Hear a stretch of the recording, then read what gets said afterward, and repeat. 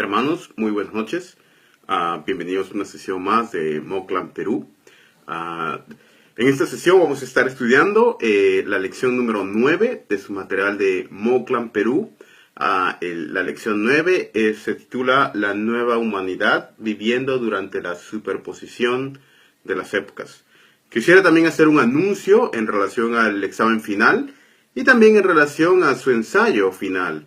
Pero, sin embargo, lo voy a hacer en la parte final de la clase cuando haya más personas conectadas.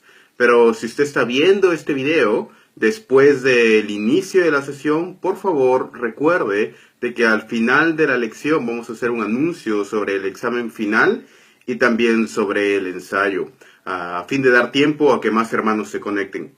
Por favor, les pido que abran sus Biblias en Efesios capítulo 6. Abran sus Biblias en un lado en Efesios capítulo 6 y en el otro les pido por favor que abran su material de Moclam Perú en la página 69. Página 69, unidad 9. La nueva humanidad, viviendo durante la superposición de las épocas. Y por favor, acompáñenme en su Biblia en Efesios capítulo 6. Efesios capítulo 6. Estudiando lectura de la palabra del Señor, leyendo de la versión Nueva Biblia Latinoamericana de hoy. Dice la palabra del Señor. Efesios 6:1. Hijos, obedezcan a sus padres en el Señor, porque esto es justo. Honra a tu padre y a tu madre, que es el primer mandamiento con promesa, para que te vaya bien y para que tengas larga vida sobre la tierra. Y ustedes, padres, no provoquen a ira a sus hijos, sino críenlos en la disciplina e instrucción del Señor. Verso 5. Siervos, obedezcan a sus amos en la tierra, con temor y temblor, con la sinceridad de su corazón como a Cristo, no para ser vistos como los que quieren agradar a los hombres, sino como siervos de Cristo, haciéndolo de corazón la voluntad de Dios. Sirvan de buena voluntad como al Señor y no a los hombres, sabiendo que cualquier cosa que cada uno haga, esto recibirá del Señor, sea siervo o sea libre. Y ustedes, amos, hagan lo mismo con sus siervos, y dejen las amenazas, sabiendo que el Señor de ellos y de ustedes está en los cielos, y que para Él no hay acepción de personas. Verso 10. Por lo demás, fortalezcanse en el Señor y en el poder de su fuerza. Revístanse con toda la armadura de Dios, para que puedan estar firmes contra las acechanzas o insidias del diablo. Porque nuestra lucha no es contra sangre y carne, sino contra principados, contra potestades, contra los poderes gobernantes de este mundo de tinieblas, contra las fuerzas espirituales de maldad en las regiones celestes. Por tanto, tomen toda la armadura de Dios, para que puedan resistir en el día malo, y habiéndolo hecho todo, estar firmes. Estén pues firmes, ceñida su cintura con la verdad, revestidos con la coraza de la justicia, y calzados los pies con la preparación para anunciar el evangelio de la paz. Sobre todo tomen el escudo de la fe, con el que podrán apagar todos los dardos encendidos del maligno.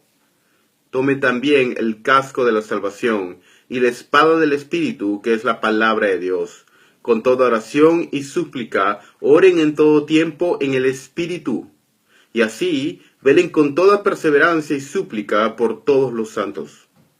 Oren también por mí, para que me sea dada palabra al abrir mi boca, a fin de dar a conocer sin temor el misterio del Evangelio, por el cual soy embajador en cadenas, que al proclamarlo lo hable sin temor como debo hablar. Verso 21. Pero a fin de que también ustedes sepan mi situación y lo que hago, todo se lo hará saber Tíquico, amado hermano y fiel ministro del Señor, a quien he enviado a ustedes, precisamente para esto, para que sepan de nosotros y para que consuele sus corazones. Paz sea a los hermanos y amor con fe, de parte de Dios el Padre y del Señor Jesucristo. La gracia sea con todos los que aman a nuestro Señor Jesucristo con amor incorruptible. Amén. Es la palabra del Señor. Unidad número 9, la nueva humanidad, viviéndola durante la superposición de las épocas.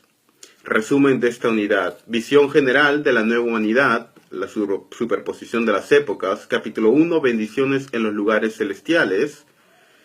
Segunda parte, sentados en los lugares celestiales. Tercera parte, creados en Jesucristo para hacer buenas obras. Segundo punto, tema clave que integran las dos partes de la carta. Y el punto tercero es guerra espiritual en los lugares celestiales. Página 70 de su material de Moclan. Dice, el llamado que Dios nos hace a una vida de santidad a menudo involucra realizar cambios radicales en nuestras vidas. Medite algunas de las maneras en que Dios le ha cambiado desde que se convirtió.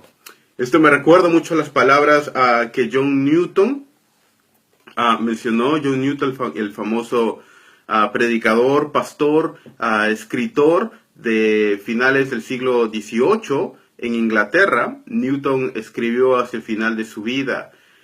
Él estaba sufriendo de Alzheimer y ya no recordaba casi nada en la etapa madura de su vida. John Newton, como ustedes recordarán, escribió himnos muy conocidos como el que es Sublime Gracia, que probablemente ustedes han escuchado, Sublime Gracia del Señor que a un infeliz salvó. Él también estuvo él era originalmente un traficante de esclavos que llevaba esclavos de África hacia el Caribe. Él se convirtió siendo un traficante de esclavos. Él fue uno de los principales personas que luchó a través de la abolición de la esclavitud en Inglaterra, y fue a través de uno de sus discípulos más jóvenes, llamado William Wilberforce, que justamente era discípulo atendía su iglesia cuando él era un hombre mayor, que la esclavitud llegó a ser abolida en Inglaterra. Algo que John Newton mencionó hacia el final de su vida es: hay muchas cosas que no recuerdo en este momento, pero hay dos cosas que recuerdo con claridad: que yo soy un gran pecador y que Jesucristo es un gran Salvador. Y yo creo que Newton hacia el final de su vida podía relacionar lo más importante de la vida cristiana. Si realmente tenemos un conocimiento de cuán profunda es nuestra pecaminosidad, es directamente proporcional a conocer cuán grande es la salvación que está en Cristo Jesús. Y mientras un mejor concepto tengamos de estas dos verdades, las dos son mutuamente complementarias. Un conocimiento grande de Cristo como Salvador está directamente relacionado de un conocimiento de cuán grande es mi pecado. Estas dos van de la mano. Y yo le invito a que usted no solamente haga el ejercicio de recordar quién era usted antes de su conversión, pero no de una manera a través de generar culpa. Si usted recuerda eventos antes de su conversión y esto le genera culpa o de alguna manera tristeza, entonces no ha comprendido realmente las verdades del Evangelio, hermanos. Pablo a menudo, si usted lee la carta de los Gálatas, por ejemplo, o Hechos, etc., él vez tras vez contaba su testimonio de una manera detallada, como a veces se hace ahora, que se quiere llamar atención a cuán malo yo era a fin de exaltarme en mi propia maldad y pecaminosidad, como se hace en algunas iglesias, sino más bien él llamaba la atención a cuánto había sido el cambio de lo que él era antes y de lo que él era ahora en Cristo Jesús. Y yo creo que es un importante ejercicio hacer esto. Usted recuerde cuánto ha sido el cambio de antes de conocer a Cristo y cómo es el cambio ahora que está en Cristo. Newton también mencionaba: no soy todo lo que quisiera ser, pero definitivamente no soy aquel quien una vez fui. No soy todo aquello que me gustaría ser, pero definitivamente no soy aquel que una vez fui. Y yo creo que todo creyente podría dar testimonio de eso. No soy lo que quisiera ser el día de hoy. No tengo ni la madurez, ni la experiencia, ni la santificación que yo quisiera tener. Pero cuando veo la vida cristiana hace 10 años, puedo decir: no soy quien una vez fui. Otro ejercicio también es recordar dónde estaríamos el día de hoy si no fuera por Cristo Jesús. Yo miro a mis amigos del barrio, a mis amigos de la universidad, a mis amigos del colegio, y me pregunto si es que Cristo Jesús no me hubiera salvado hace 15 años, cuando tenía 16 años, ¿dónde estaría el día de hoy? ¿dónde estaría el día de hoy? Y esta pregunta yo creo que es útil hacértela, hermano. Medita en tu salvación. Piensa aquel amigo que tenías en el barrio de tu edad y fíjate en la condición en la que se encuentra su vida. Tú estarías en una condición igual o peor si no fuera por la gracia de Cristo Jesús. Esto también genera un sentido de gracia y de agradecimiento para con Dios. Se cuenta una vez que Matthew Henry, el famoso predicador puritano, Matthew Henry se podría decir que fue el último de los puritanos. Él nació justamente al final de la era puritana, estrictamente hablando. Matthew Henry está en el borde de lo que sería el último puritano. Jonathan Edwards ya no es un puritano, por ejemplo. Él nació en una época después, cronológicamente después de la época puritana. Pero bueno, se dice de Matthew Henry que un día estaba caminando por las calles de Londres y un asaltante vino con un cuchillo y le quitó su billetera. Matthew Henry, al sentirse robado de su billetera, fue a su casa y en su casa escribió en su diario. Estaba meditando sobre el evento que había ocurrido de haber sido despojado de su billetera y de el dinero que tenía. Y al escribir en su diario contando el evento, él da gracias a Dios y comienza diciendo: gracias, Señor, porque aunque me robaron, lo que me robaron no fue algo significativo. Gracias, Señor, en segundo lugar, porque aunque me robaron, no me quitaron la vida, sino que fue solamente algo material y aún sigo vivo el día de hoy. Y en tercer lugar, gracias, Señor, porque fui yo a quien se le robó y no fui yo quien estuvo robando. Y yo creo que Matthew Henry dio una verdad cierta. Gracias, Señor, porque fue a mí quien se le robó y no fui yo quien fue el ladrón. Y yo creo que esto, hermanos, la próxima vez que te roben o hagas algo, gracias, Señor, porque fui yo quien está sufriendo como justo y no soy yo quien está haciendo esta maldad. Gracias, Señor, porque soy esa mía quien se persigue y se acusa falsamente y no soy yo quien acusa y persigue falsamente. Gracias, Señor, porque es a mía quien se discrimina por la fe y no soy yo el que está discriminando a otros por la fe. Gracias, Señor, porque es a mía quien se persigue y no soy yo quien es el perseguidor. Esto es solamente por la gracia de Dios. Y esto, hermanos, son los elementos que Pablo va a mencionar cuando habla de la nueva humanidad en Cristo Jesús y de la superposición de las épocas, la manera como el cristiano vive en el ya, pero todavía no. La superposición de las épocas 1.1. La Biblia nos revela que el tiempo avanza hacia un final ya establecido, es decir, hacia el regreso del Señor Jesucristo. Los judíos de la época del Antiguo Testamento esperaban la llegada del día del Señor, en el cual la definitiva intervención de Dios en el mundo daría comienzo a una nueva época. ¿Cuál es esta época en la que el Antiguo Testamento se esperaba que iba a llegar con el día del Señor? Bueno, la relación del día del Señor y el establecimiento de la era mesiánica eran dos eventos que estaban relacionados. Hay una serie de elementos que guardan una relación intrínseca entre ellos que marcaban el fin de esta era y el inicio de la nueva era. Entre estos eventos, uno de los eventos principales era la venida del Mesías.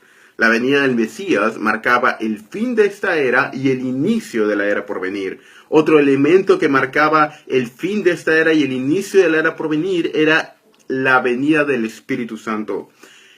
Y no es que, ojo, cuando me refiero a la venida del Espíritu Santo, no quiero decir que en el Antiguo Testamento el Espíritu Santo no estaba presente, o que en el Antiguo Testamento no había una salvación por fe, o que el Espíritu Santo no daba dones.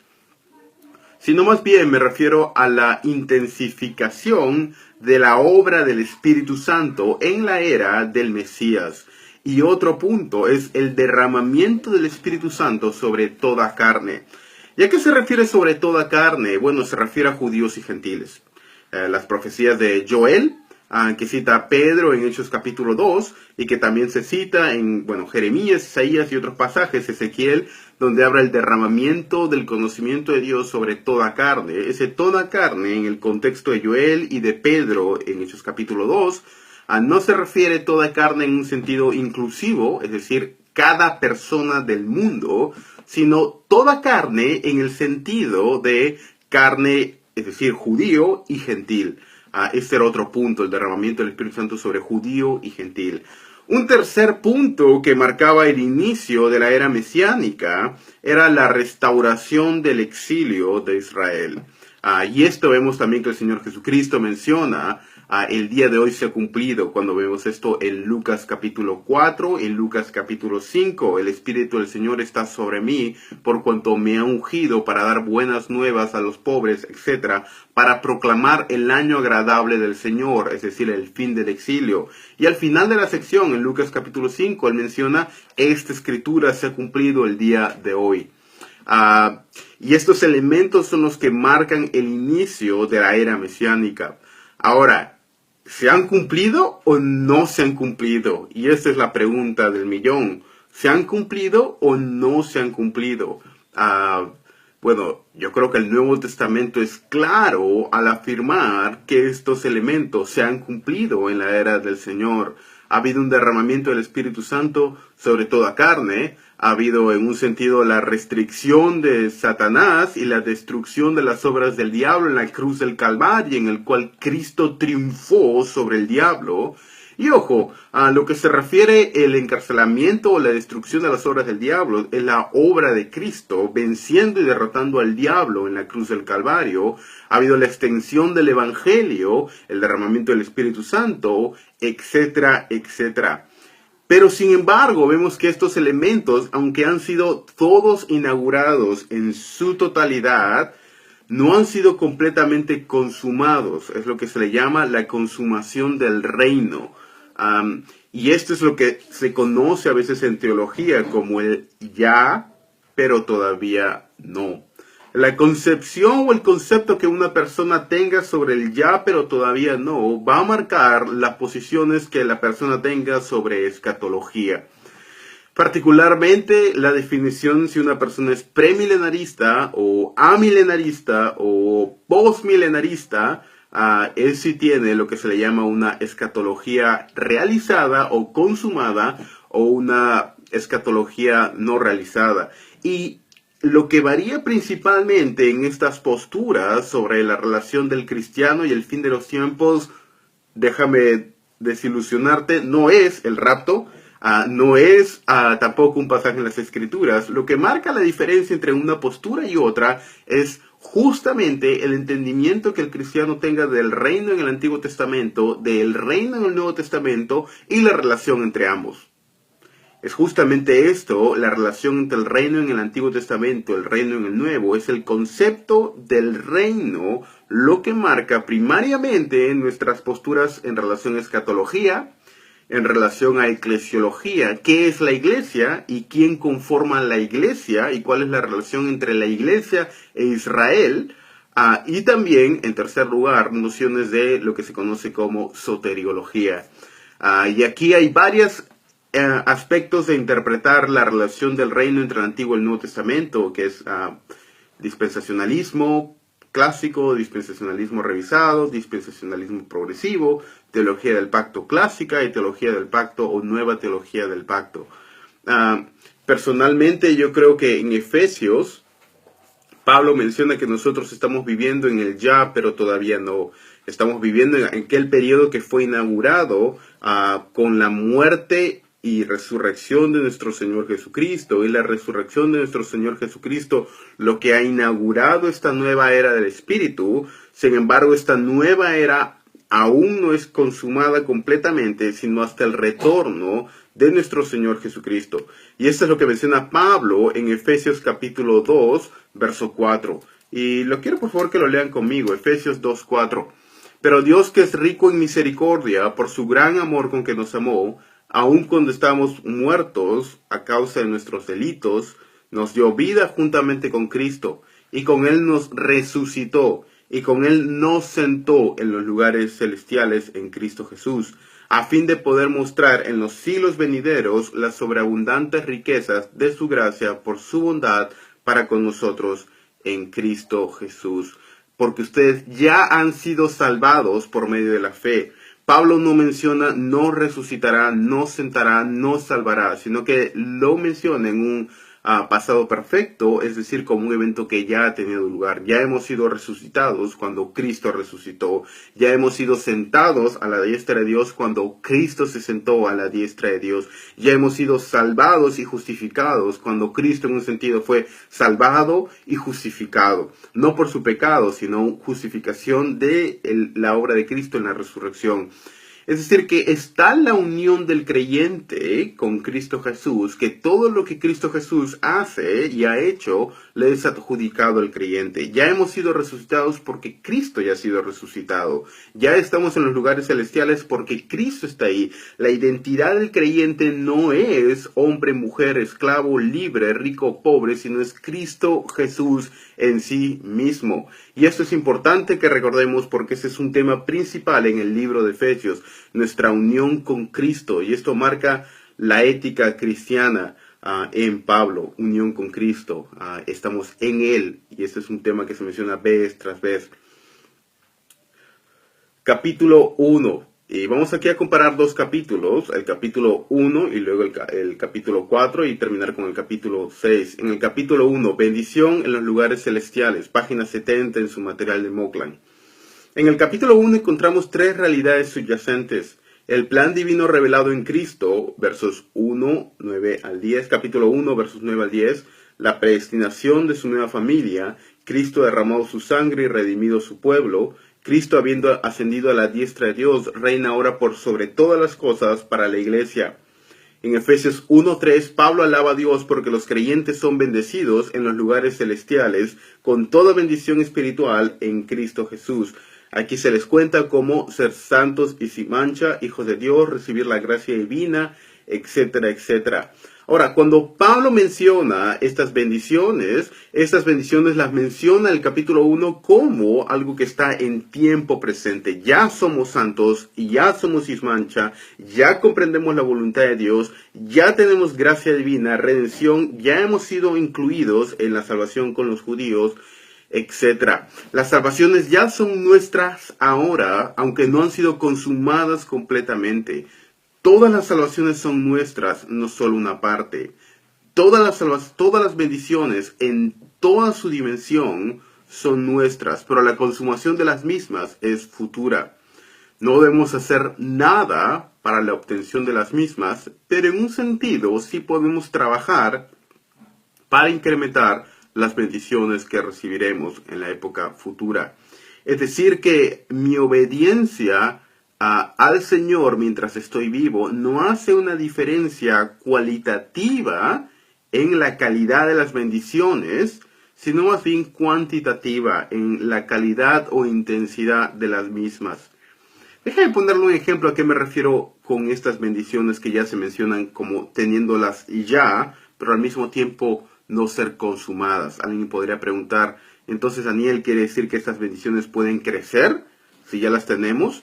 Y si alguien dice, sí pueden crecer, entonces quiere decir que ya no las tenemos. Y si alguien dice, no pueden crecer, entonces quiere decir que Dios no las ha logrado. ¿Y a qué me refiero con esto? Es completamente por gracia, pero en un sentido nosotros podemos ahondar el conocimiento de Dios, ahondar en nuestra santidad, ahondar en nuestra purificación, andar en el caminar del Espíritu. Y es como si un padre le prometiera a un hijo que cuando él tenga 18 años le va a regalar un auto.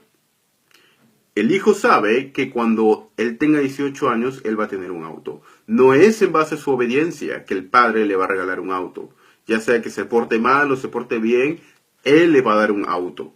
¿Por qué? Porque su hijo, él no hace obediencia, no se comporta bien o no es obediente para ganar el derecho de ser hijo. Él ya es hijo.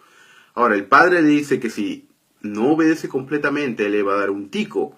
o una mototaxi o lo que fuese, pero si él obedece de una manera mayor, le va a dar también un auto, pero un Mercedes-Benz.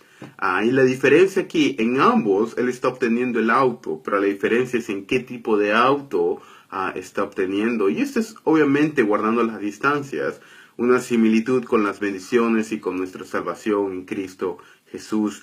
Ya han sido obtenidas completamente en Cristo, pero hay una variación en las mismas. Y esta base de la seguridad que el creyente tiene en Efesios capítulo 1, de la seguridad de que ya tenemos nuestras bendiciones y salvación en Cristo, es lo que posteriormente Pablo va a desarrollar en las implicancias éticas y los temas éticos en el capítulo 4 en adelante. Por decirlo así, el 1 al 3, Pablo desarrolla este tema teológico de la seguridad de nuestra salvación, la justificación, santificación, para luego desarrollar cuáles son las implicancias éticas necesarias. Y esta división de Efesios 1 al 3 y luego 4 al 6 son como las dos caras de una misma moneda que se desarrolla en el libro de Efesios. En el capítulo 2 menciona también una tensión similar, sentados en los lugares celestiales.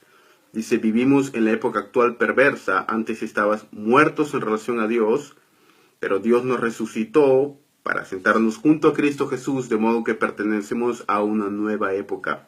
Esto significa que deben hacer buenas obras aún en la época actual, página 71. Por consiguiente, las bendiciones y el poder que se encuentran juntos a Cristo en su reinado celestial se hacen visibles en la vida de su pueblo, mientras se vive en la superposición de las épocas y se hace buenas obras. ¿A qué se refiere? Bueno, voy a seguir leyendo el material para luego hacer la aplicación. Página 72. Creados en Cristo Jesús para buenas obras. El tema que desarrolla Pablo en los capítulos 4 al 6 es que la vida de los efesios que viven en el tiempo del no todavía debe concordar con su llamado a vivir en una época donde ya son poseedores de las bendiciones divinas y se encuentran sentados junto a Cristo Jesús. Y estas bendiciones y esta vida de los creyentes es algo que Pablo menciona en los capítulos 4 al 6, que verdaderamente el creyente puede alcanzar. Ahora voy a hablar un momento sobre los medios de gracia, pero quisiera que podamos entender ahora cómo es que esta relación del creyente entre lo que él ya obtiene en Cristo Jesús, que es el tema que se desarrolla en Efesios 1 al 3, y la vida que él debe vivir, que es lo que se desarrolla en Efesios 4 al 6. ¿Cuál es la relación del mismo? Y acá hay un concepto que debemos comprender, hermanos, que es cardinal en la teología de Pablo, que ya lo mencioné hace un momento, que es la unión con Cristo.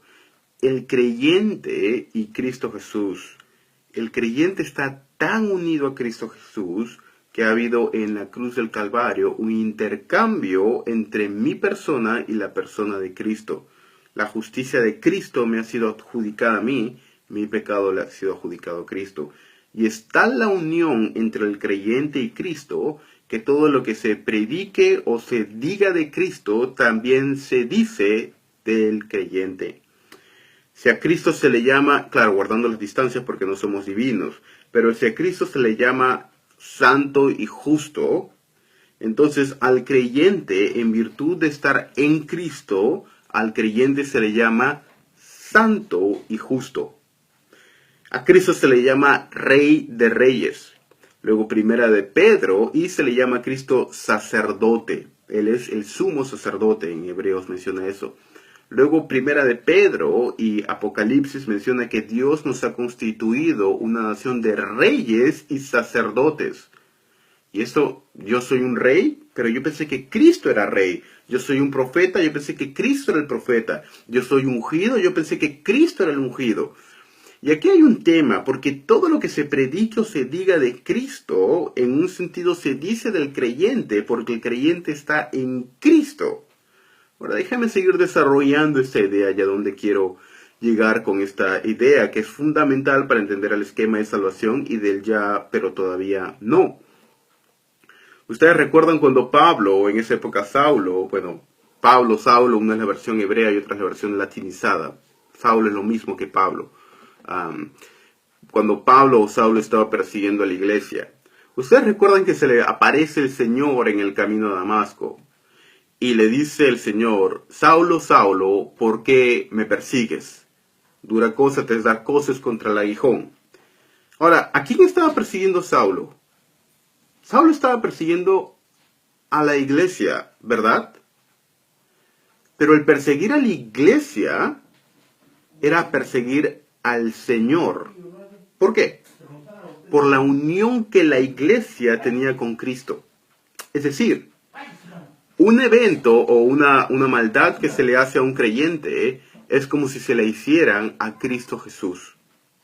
Por la unión que hay en Cristo. El hecho de yo hacer algo con mi cuerpo es como si en un sentido yo le obligara a Cristo a hacer lo mismo. Y es esta la repulsión que Pablo menciona en 1 Corintios 6, cuando habla de un creyente uniéndose con una prostituta. Es decir, un creyente yendo a un lugar de idolatría y teniendo relaciones sexuales con una prostituta. Es tal la unión del creyente con Cristo que es tan blasfemo lo que Pablo dice que el creyente hace, que es como si hiciera, y esto yo ni siquiera lo puedo mencionar por ser increíblemente blasfemo el decirlo, pero como si hiciera el Señor Jesucristo con el creyente. Y es algo que Pablo dice que esto es un pecado terrible, porque está en el cuerpo. Ahora, ¿a qué me voy con estos conceptos que se mencionan a lo largo del Nuevo Testamento? De la unión del creyente con Cristo? Es por eso que cuando yo peco con mi cuerpo, es como si le estuviera haciendo a Cristo pecar con mi cuerpo. Obviamente él no peca, pero viceversa, porque es una unión intrínseca entre el creyente y Cristo. Quiere decir que cuando Cristo Jesús resucitó de los muertos y se sentó a la diestra de Dios, Cristo inauguró una nueva época, la era del Espíritu, y Él inauguró y entró en el nuevo reino, resucitó, y Él es el primer ciudadano, el primer fruto de este nuevo reino. Ahora, yo al estar unido a Él, tan fuerte es mi unión, que ya estoy viviendo en este nuevo reino. Ya tengo las promesas, ya estoy resucitado con Cristo, ya estoy completamente sentado a la diestra de Dios. Es tal mi unión con Cristo que ya soy un ciudadano del nuevo reino. Sin embargo, aún estoy vivo en este cuerpo, aún no he muerto, aún no he sido resucitado, etc. Y es solamente una cuestión de tiempo hasta que esto se llegue a consumar. Y este es lo que el concepto que Pablo menciona en Efesios 1 al 3, que es todo lo que ha ocurrido en virtud de nuestra unión con Cristo. Y ahora Pablo menciona que porque aún estamos en este cuerpo, entonces las implicancias éticas de nuestra unión con Cristo y de ser ciudadanos del reino son las que se deben desarrollar en Efesios 4 al 6. Y Pablo menciona 3 esferas que ya hemos mencionado. En el capítulo 4 él menciona la esfera de la iglesia. Luego en el capítulo 5 él menciona la esfera de la familia. Y en el capítulo 6 él menciona la esfera del trabajo y luego menciona la esfera de las potestades espirituales. Cómo debemos relacionarnos con el aspecto espiritual a la luz de ser ciudadanos de este nuevo reino. Y es lo que quisiera terminar el día de hoy, hermanos. Espero que haya quedado claro este tema de nuestra unión con Cristo en relación a la superposición de las épocas, el ya, pero todavía no, porque es muy importante en el libro de Efesios. Lea, dice en la página 72, lea desde el principio al final Efesios 4, 17 al 6, 9, tomando nota de algunas expresiones enfáticas que Pablo utiliza en relación a la necesidad de dejar atrás el estilo de vida anterior, b, la necesidad de llevar una nueva vida. Temas claves que integran las dos partes de la carta. Pablo escribe por primera vez en Efesios 2, 1 al 3, el estilo de vida de los que viven en la época actual perversa, con el objeto de mostrar que hemos sido llamados y hemos pasado de muerte a vida. Y esto es importante, hermanos, porque cada vez que Pablo describe la manera en la que los no creyentes se comportan, es a través de distinguir y contrastar la manera como los creyentes se comportan. Pablo menciona los no creyentes, los que no están en Cristo Jesús, se comportan de esta manera, los que están en Cristo Jesús se comportan de esta manera. Es siempre un contraste entre aquellos que están en Cristo Jesús y aquellos que no están en Cristo Jesús. Una mejor manera de hablar en relación a nuestra salvación es hablar, ¿estás en Cristo o no estás en Cristo? Y el cambio que ocurre. ¿Por qué es importante, hermanos, entender este concepto de estar en Cristo en relación a la nueva vida y el reino, hermanos, y las implicancias éticas que esto tiene? Porque a menos que uno, y esto es muy importante, hermanos, a menos que uno entienda su estado en Cristo Jesús en relación al Evangelio, las implicancias prácticas del Evangelio van a ser puro moralismo. Efesios 4 al 6, sin Efesios 1 al 3, es Paulo Coelho o fábulas de Sopo, en el sentido de que es puramente moralismo, ¿no? Lo mismo uno puede enseñar del budismo, de cualquier tipo. Efesios 4 al 6, sin la base de Efesios 1 al 3, sin la base de entender mi unión con Cristo, es puramente moralismo, ¿no? El diablo no tiene nada en contra de una persona ser moral. De hecho, no hay nada que lleve, lo único que lleva más personas al infierno después de la inmoralidad es la moralidad. Y yo creo que la moralidad es aún peor que la inmoralidad. ¿Por qué? Porque al menos el inmoral sabe que está en pecado. Aquella persona que no tiene a Cristo, pero que se comporta de una manera moral, su conciencia se cauteriza de tal manera que ya no se queda vacunado en contra del Evangelio. Y no me refiero aquí a un ateo que es moral, me refiero a personas que se identifican como cristianos evangélicos, pero que viven una vida puramente moral en iglesias donde solamente se predica moralidad y no se predica acerca de las implicancias de la cruz de Cristo Jesús. Y esto es importante, hermanos, porque cuando hablamos de salvación, Dios no te da salvación. Dios no te regala salvación. Dios no te regala justificación. Dios no te da nada. Dios no te regala salvación, no te regala justificación. Esta es una manera errónea de predicar el Evangelio. No se encuentra en ninguna parte del Nuevo Testamento y ciertamente no es la enseñanza de Pablo. Dios no regala salvación. Lo que Dios regala es una persona.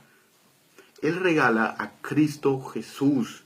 Y todo lo que el creyente obtiene, lo obtiene como consecuencia de estar en Cristo, en Él. Lea por favor Efesios 1. Lea el Nuevo Testamento.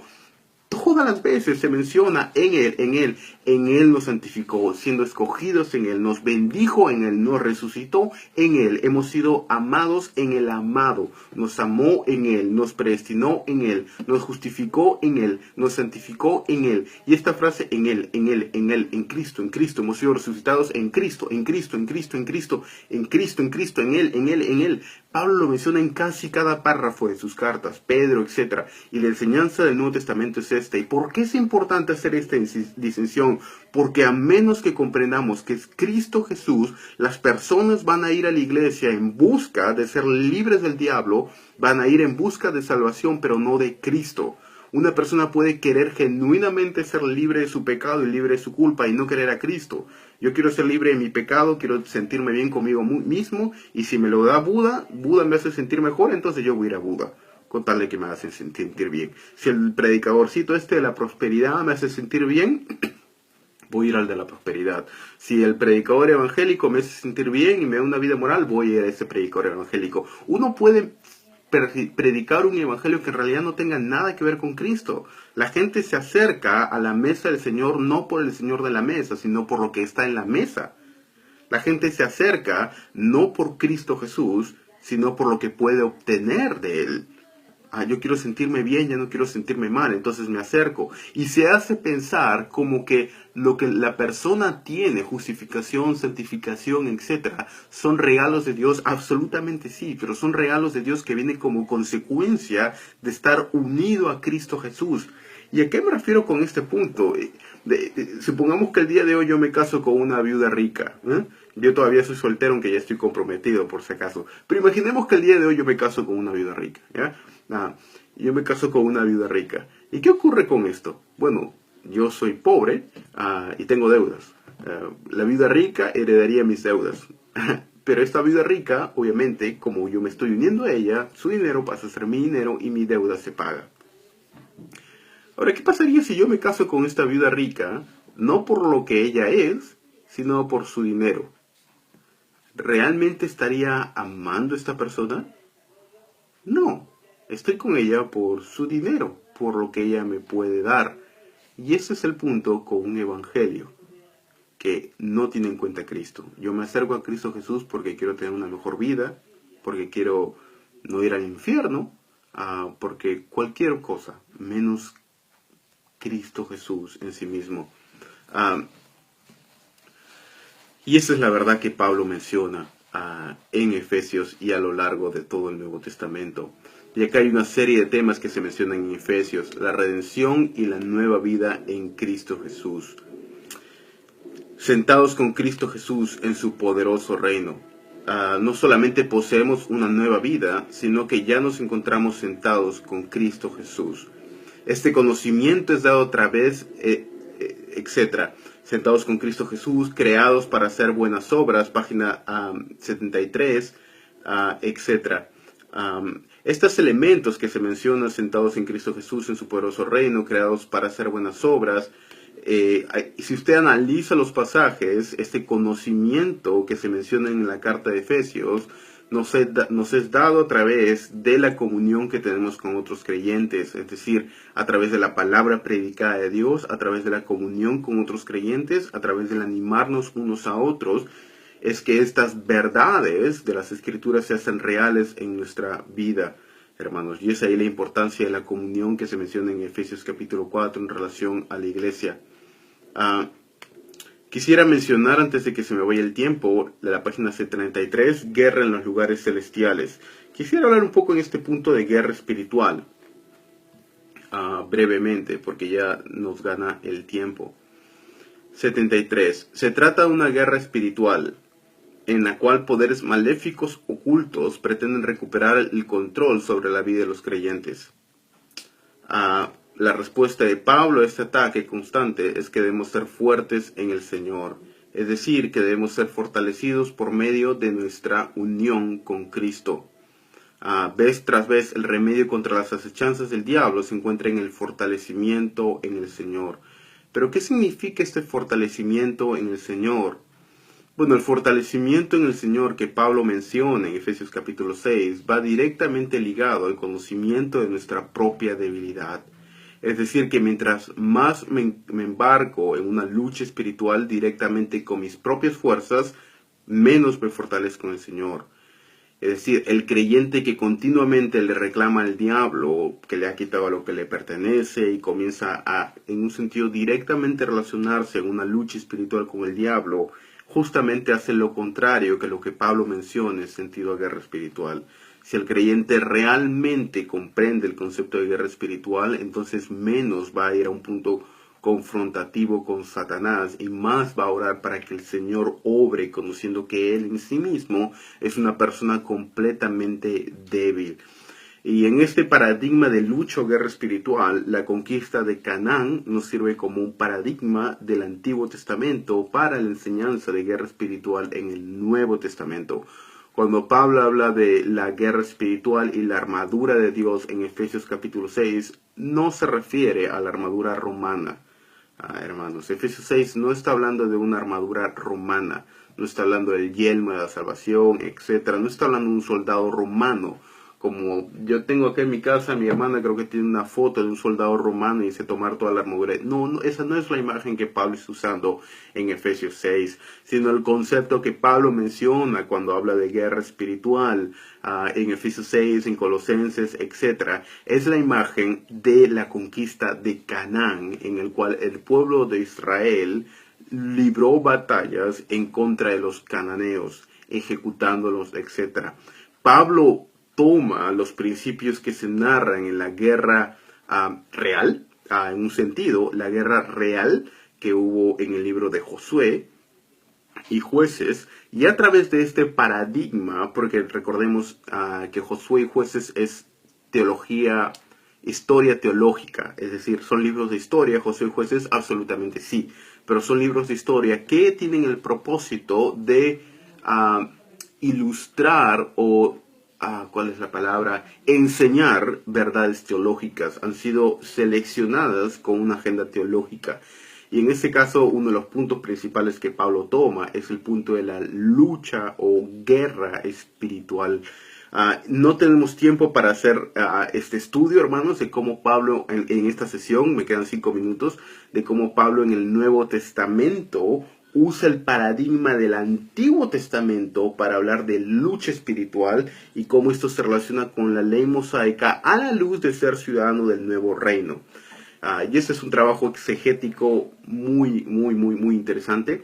Y yo tuve la oportunidad, y es prácticamente, si usted va a una librería y coge un libro de guerra espiritual, es basura en muchos casos, ¿no? No son como, por ejemplo, los libros de los puritanos. Mire, por ejemplo, este libro, aunque también la portada es un soldado romano, ¿no? El cristiano con toda la armadura de Dios, de William Gurnall, ¿no? Un libro de guerra espiritual. Los libros de guerra espiritual del siglo XVII y el siglo XVIII son tan sólidamente ricos de lo que significa guerra espiritual, completamente diferente a, usted coge un libro de Guillermo Maldonado, ¿no?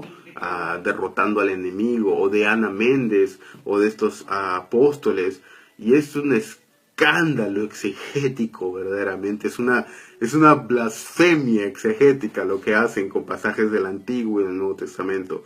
Es una blasfemia exegética a la Escritura, malinterpretar pasajes de la Biblia de una manera atroz para enseñar verdades diabólicas en cuanto a guerra espiritual en muchos casos, ¿no? Yo vi un video en YouTube donde Ana Méndez se embarcaba a reprender al diablo. ¿Qué es esta mujer haciendo? Y las cosas que decía era casi una blasfemia, ¿no? Y yo creo que en la actualidad este punto de guerra espiritual es un punto tan importante en las Escrituras, y no veo casi. Usted encuentra algunos libros buenos, como por ejemplo La lucha contra Satanás de Joel Beeke, que es un libro excelente sobre guerra espiritual, y en inglés hay un par de libros académicos muy buenos sobre guerra espiritual, muy buenos, exegéticos de primera clase, que uno se queda impactado, ¿no?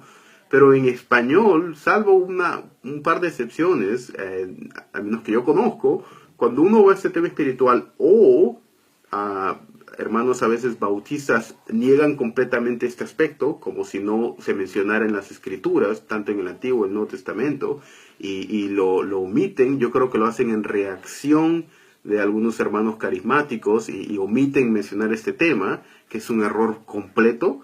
O, en otro sentido, toman el lado opuesto, y usted ve algunos hermanos que hacen guerra espiritual que parece más una brujería y magia vudú que realmente lo que la Biblia enseña, ¿no? Entonces estamos en un punto en Latinoamérica en la actualidad que o en un lado lo niega completamente, y hay iglesias que nunca lo han enseñado, o en el otro lado enseñan algo completamente distorsionado. Y lamentablemente es porque casi no hay libros traducidos sobre este punto, ¿no? El único que yo podía recomendar actual es La lucha contra el enemigo de Joel Beeke, que es un libro básico, pero al menos da una idea, ¿no? Pero los libros académicos, en cuanto, por ejemplo, los paradigmas del Antiguo Testamento, la manera como Pablo usa la ley en el Nuevo Testamento del Antiguo, los paradigmas en los libros históricos.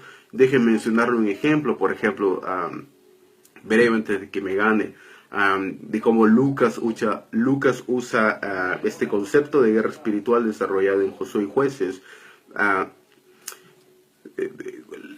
El libro de Hechos sigue una narrativa de eventos que resemblan los eventos que ocurrieron en el libro de Josué y del libro de Jueces.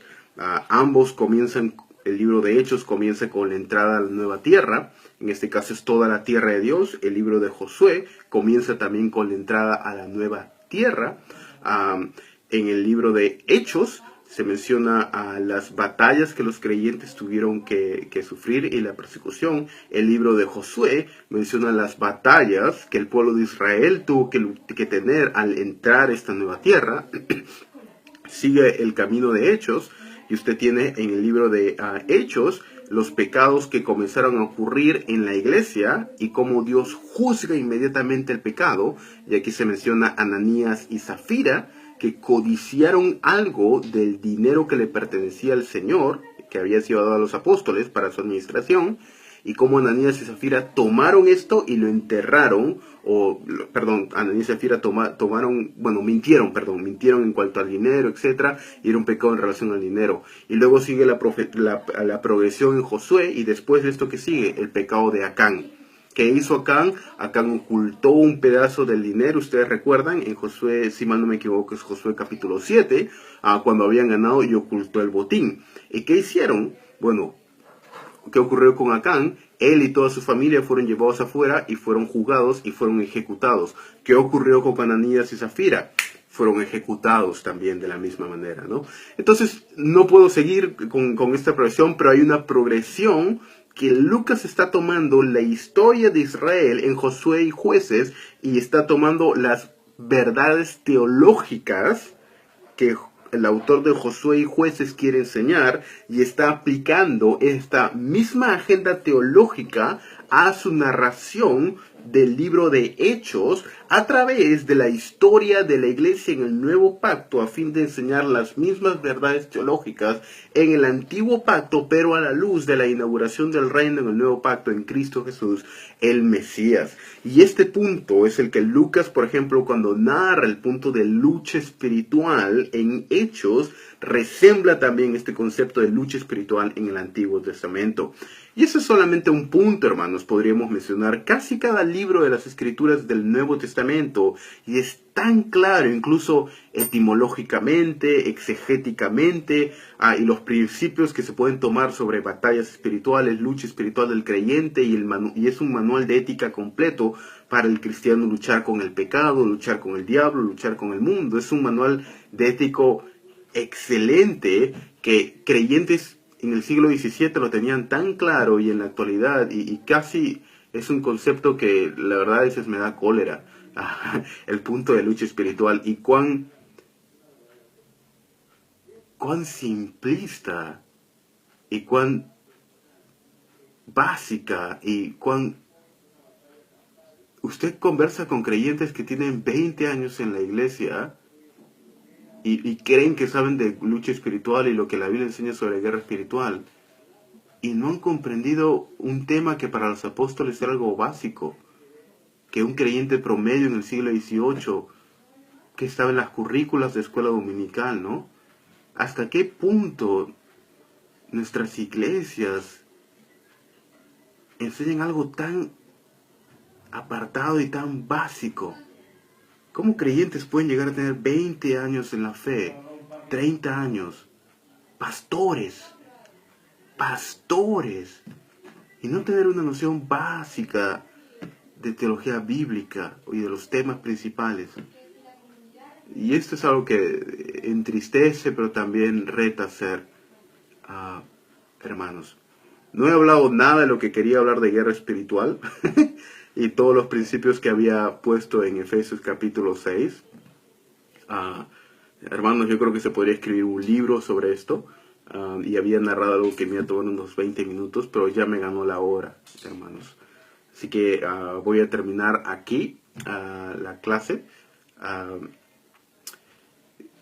Pero solamente recordarles esto, hermanos, que estudien las Escrituras, que vivan en las Escrituras, que no tengan miedo de leer libros académicos, que vayan a los libros académicos, hermanos, que mediten en las Escrituras, que traten de ver el uso que los autores del Nuevo Testamento hacen del Antiguo Testamento, y que el Señor nos ayude en nuestros estudios. Hemos tocado algunas verdades teológicas, hermanos, y en esta semana vamos a anunciar también el día del examen final y también el ensayo que tienen que hacer. En esta semana ya no hay tareas, y ya no les vamos a dejar tareas, ni esta ni la próxima semana, y espero que se alegren con eso. Pero eso sí, si alguno falta entregar sus tareas, y tenemos 4 tareas pasadas, terminen sus tareas, hermanos, y entreguen sus tareas y terminen su lectura que se les ha dado, porque esto va a ser muy importante para la hora del examen final, hermanos. Y esto, revisen su material libro de trabajo, donde están todo un balotario de preguntas. Este libro de trabajo tiene una serie de preguntas,